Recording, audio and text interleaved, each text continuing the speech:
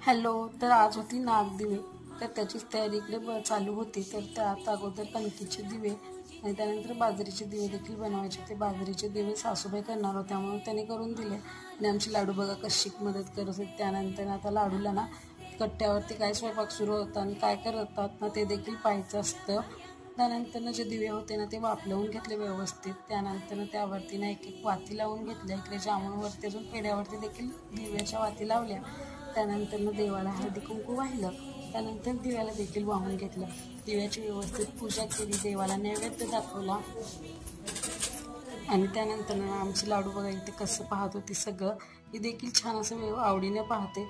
त्यानंतर लाडूने अजून मी मिळून ना इकडे दिवे देखील लावले लावून घेतले. तुमच्या इकडे नागदिव्याची पूजा झाली का? म्हणजे आता जाताना माझ्या बाळाला देखील लाईक कमेंट सबस्क्राईब करून बाय बाय.